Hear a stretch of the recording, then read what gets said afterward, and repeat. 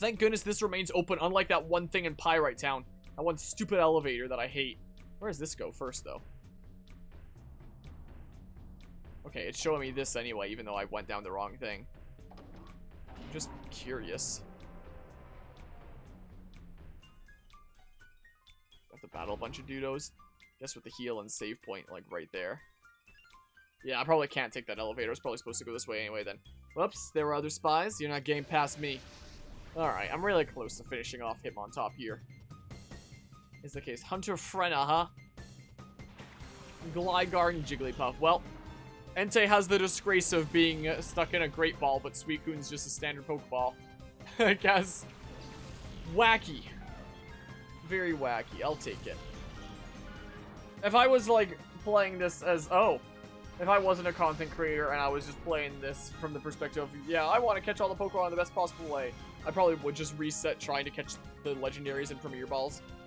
Is what I probably would do, as a matter of fact.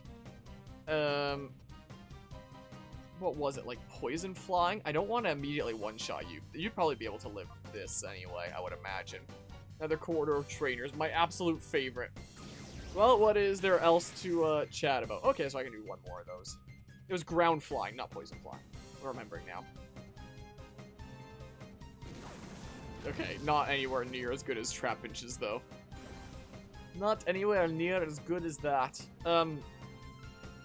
What other things can I chat about going on around here that might be interesting to chat about? I mean, I guess there's the podcast that's releasing next week.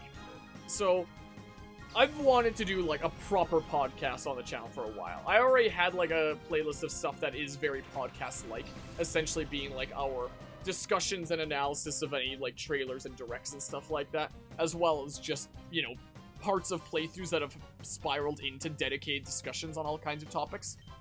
Like that Assassin's Creed one that I mentioned earlier, this Strim and a Strim. But I never had, like, a proper dedicated podcast thingamabob. Wow, that sucks.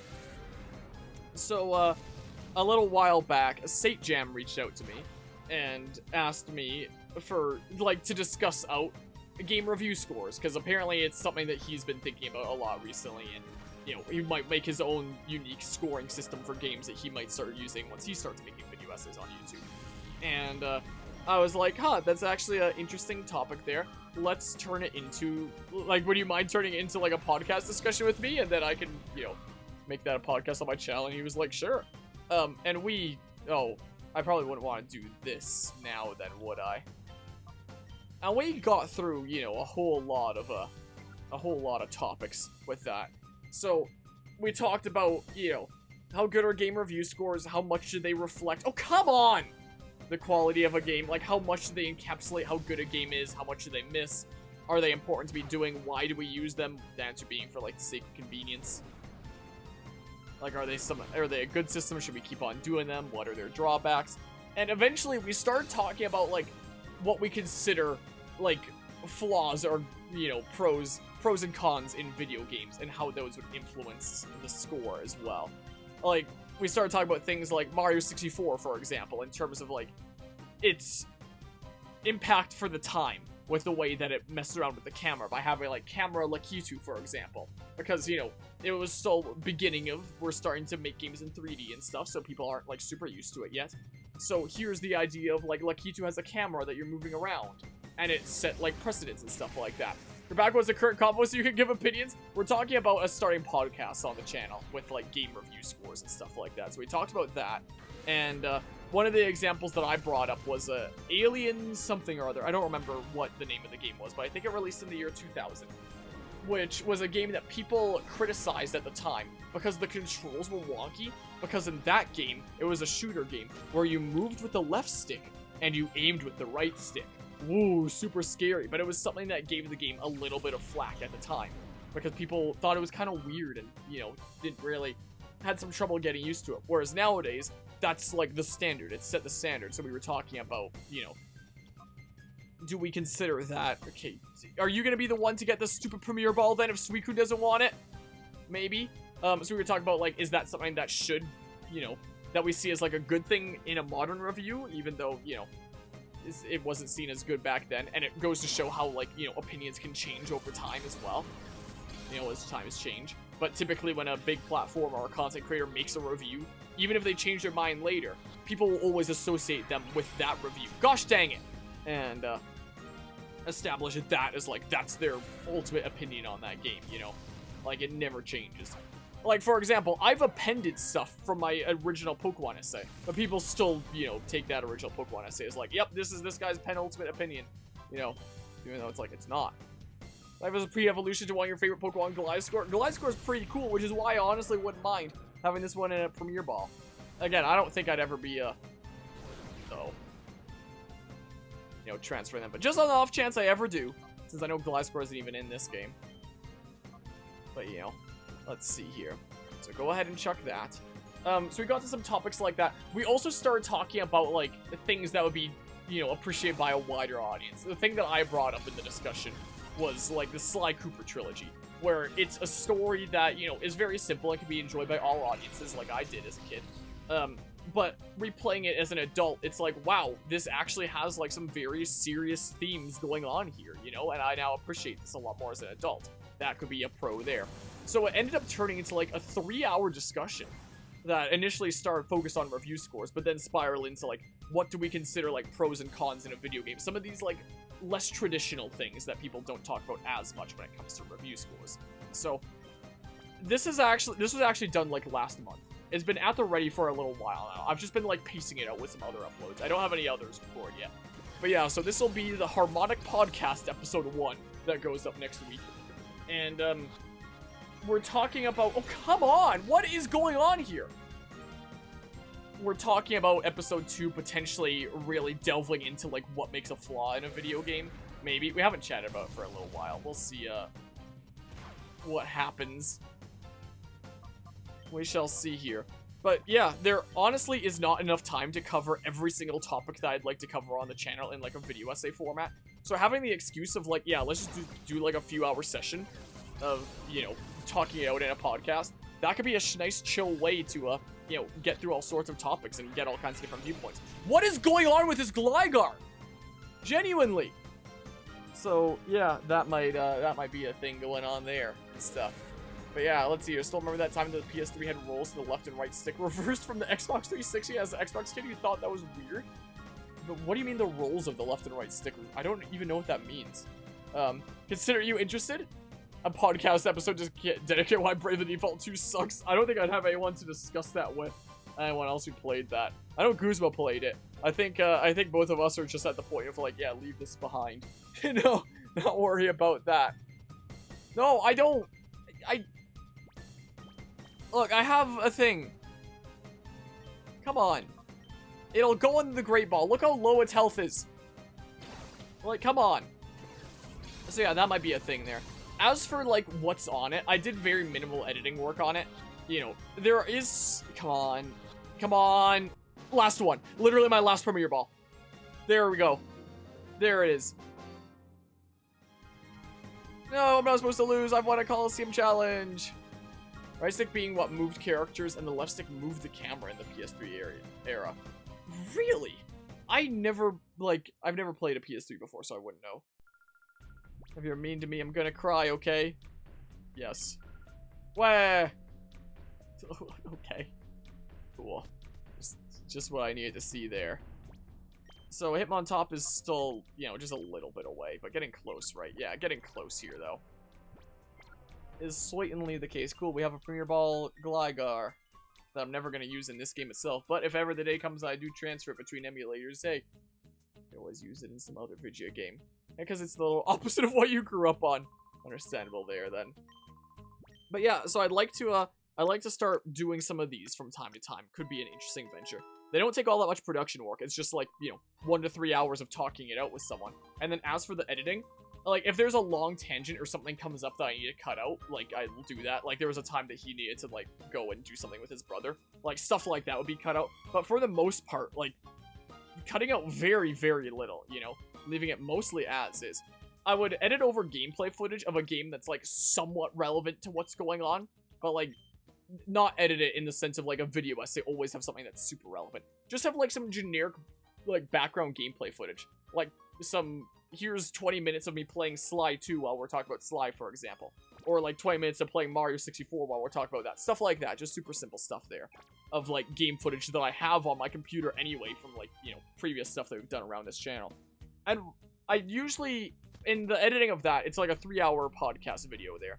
I usually try to have them be around 20 minutes each and then switch the game that it's playing footage of in the background. And one of the games that I put as like gameplay footage there was Metroid Prime. And I edited that in before Metroid Prime Remastered was even announced. Like, this was a smidge back there. So it's really crazy that this podcast video there is gonna have like footage of Metroid Prime that I edited in before Metroid Prime Remastered would even be announced, like, you know, what, a week later or something like that? What the? This is a little boy and girl doing all the way down here. What's Frenna doing up top? So yeah, I hope y'all are able to look forward to the first episode of the Harmonic Podcast, I call it, because I'm not creative naming things here. Maybe I could have come up with a better name, but that's what I called it for now. And it seems like YouTube is actually having, like, official podcast playlists. Last time I went into YouTube Studio, it gave me a prompt to start, like, an actual podcast playlist that apparently is, like, different from, the regular thingamabobs. And it has you set, like, a square thumbnail for it. It's weird. Like, if I do regular display capture here, like, look at this. It's a square thumbnail. Your podcast, Harmonic Podcast. And, yeah, it only has the, one video right now that, you know, I have... Oh, I guess I don't have it scheduled yet. I'll schedule it here soon. That it's just had, like, views by Satan, is the case. But, yeah, so it's a, an official thing. And I can't find anywhere in Studio where I can access it again. So I've just left this tab open just in case, you know, so I don't lose it or anything like that. Because I only got access to that through a little pop-up being like, you can set up a podcast playlist. I can't find anywhere in the studio where to find it otherwise, so I've just, like, bookmarked that and, you know, trying not to lose it and stuff. Because apparently it's set apart from regular playlists. YouTube recognizes it as, like, a podcast thingamabob. What exactly that means, I'm not entirely sure. Sure, let's do this here. But yeah, it was weird, because, oh, I read that, and they stopped doing it, so they acknowledged how dumb it was, huh? Resident Evil 2 a letdown as a video game, or just a letdown as a sequel? Letdown as a video game. It has nothing to do with, like, it doesn't have anything to do with the story of the previous games. I guess you could say it expands gameplay-wise. They changed some things gameplay-wise, like, rather than you inputting everyone's turns at once. Like, there's a turn order to it that's based off of speed or something like that. But if you just look at, like, Square Enix's other games like Octopath Traveler, that have a clear turn tracker at the top, that shows, like, what order your allies and enemies are going to go in, that gives you lots of information. Whereas Bravely Default 2, how you tell roughly the order that they go in, it's hard to describe here. I might have to pull it up. This is what I might actually have to do. Every single one of your characters has a little meter that when it's fully filled, gets their turn. Which works for, like, a real-time game. A game that works in real time. If you're playing something like Final Fantasy VII, that works just fine. But if you're playing a turn-based game, it's... No, hold on. Let's see here. Bravely Default 2. Let's see here. If I turn on Display Capture 2 here. Let's see here. Where's a really dumb one? Like, I don't know, this. Something like this, something or other. If I go into a battle, what they actually have is this little orange bar here. And when this bar is fully filled up, you get your turn. When is your turn gonna come relative to your allies? You just kind of have to eyeball it for whose is the furthest ahead. And sometimes it's really tiny differences like this. So if I look really close, I can see that Adele's gonna be able to go before Elvis, because her bar's just slightly ahead of Elvis's, just barely. And then Elvis's is just a little bit ahead of mine. Very slightly. And what's crazy is, I don't know what stat it is, if it was like a speed thing or something like that, but some people's bars would charge up faster. So even though at face value, this would tell me, like, first it's going to be Adele, Elvis, me, and then Gloria. Sometimes my bar would charge up faster anyway, and I would actually go before, like, any of my other allies there. It was weird. And you also have to eyeball this in such a way. Look, that's exactly what happened. Mine went up faster than Elvis's. What the heck? Even though eyeballing it a second ago, it was like, yep, I was going to be going last. It's really crazy. Yeah, they flipped the table for game balance. That's true as well. So the new thing that they included of you choose actions individually and it's a thingamabob like this just doesn't even work all that well. And factoring in the enemy's moves, it's strange. So once it's actually my turn, oh, I guess that was like a reset there, was the case. When it's actually my turn to go, I kind of have to eyeball this like, okay, Elvis is probably going to be going immediately after me. As for Adele, is she going to be going right after Elvis? Or is there going to be an enemy turn here first? I wonder what it's going to be. I did later find out that apparently these mean that they're going to attack next. But, like, why didn't they just put a turn tracker at the top of the screen in the style of Bravely Default? The style of Octopath Traveler. That gives you the information they need. The first demo didn't even have this bar. People complained about not being able to tell the turn order. So after the first demo, they were like, alright, we'll put in this band-aid fix that doesn't even work. It's ridiculous. So the new stuff that they put in sucked like that and made the game miserable to get through. There's new mechanics like counters that enemies get. Like if a boss has counter physical, that means if you hit the boss with a physical attack, they'll punish you for doing that by dealing like half of your entire party's worth of damage. Fun stuff there. Or inflict them all with like blindness or something like that. And I'd get comments of people telling me like, oh, it's just the game trying to get you to strategize because you have to go in with a different strategy each battle. Like if this boss has inflicting blindness as like a counter there, then just run these accessories that make you immune to blindness. Is that really strategizing though? It's the strategic equivalent of one of those like toddler games of putting the square into the square hole, putting the circle into the circle hole, putting on the blindness accessory to like not have to deal with the boss's BS counter mechanic that blinds me anytime I use basic game design elements there. It's like, yes, I feel so smart with my strategic prowess because I was smart enough to put on the thing that prevents blindness against this boss that always inflicts blindness. Yeah, that's strategy gameplay right there. Man, I wish I could be as smart as all those people that were commenting getting mad at me. Wow, Roselia sure is sad there. Yeah, there was things like that, or even some of the counters in that were absolutely ridiculous. I think Annie Howells was one of the worst with counter physical, so anyone hits her with a physical attack, and then it's like, yep, here's like damage to, oh, Stantler, huh?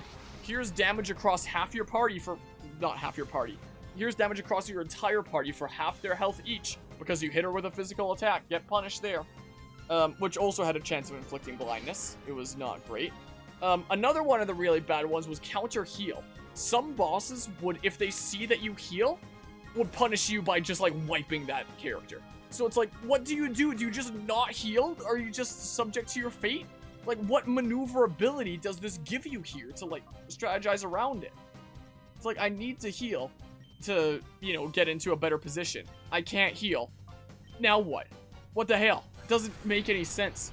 The story didn't make any sense either. If you want to break that game in two, you just use Beastmaster. Because every class in that game had some exclusive skills. And Beastmaster's final skill was called Creature Comforts.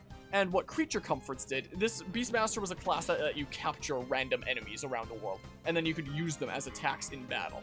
Which are like consumables. They go into your inventory like a consumable. What they do and how much damage they do when you use them, you don't know until you use them. The game gives you like no information on that front. It's just a list of every enemy that you've captured. What it's gonna do, who knows? It'll tell you like the element, but that's it.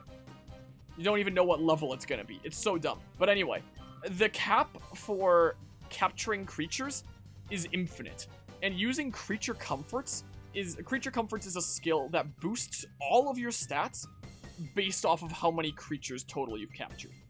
And it doesn't even mean active inventory, how many you have right now. That just means how many you've captured across your entire playthrough.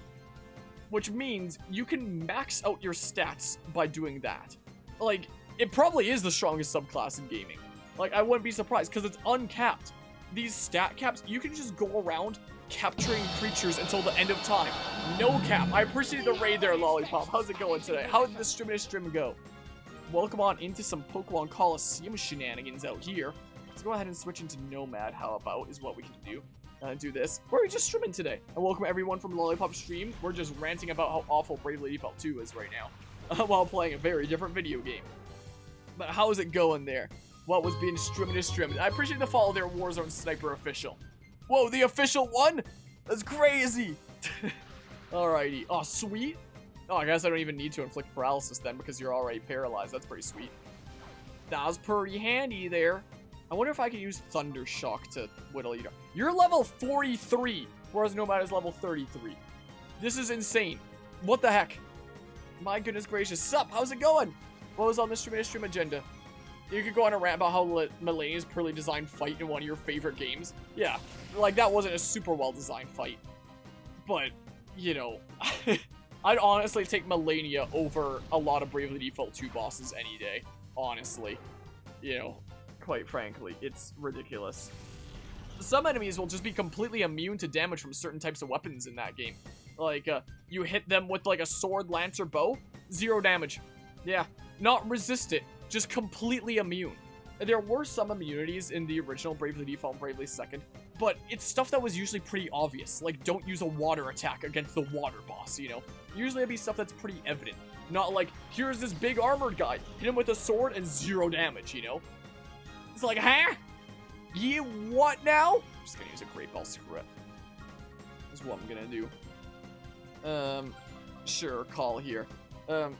It was really, really dumb. And then people, and I would complain about it, and I get people like either in my chat or my comments that just be like, oh, you're just not smart enough at strategy games. Just switch your entire build to something completely different for this one specific boss. When it's like, the nice, cool thing about the previous Bravely Default games was even though any boss could be pretty hard, you could still, in theory, get through it with your own custom builds and combinations, you know? That was the beautiful thing about it, was customizing like main classes and subclasses to find your own solutions to things. Some solutions might be better than others, but you could still make it through basically no matter what you were running, find your own solutions, and be rewarded for your creativity.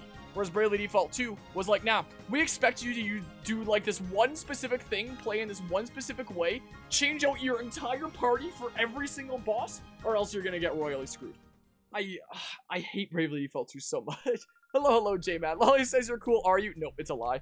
I know why Frenna up top let you two through. Oh, I get it. I got it real good.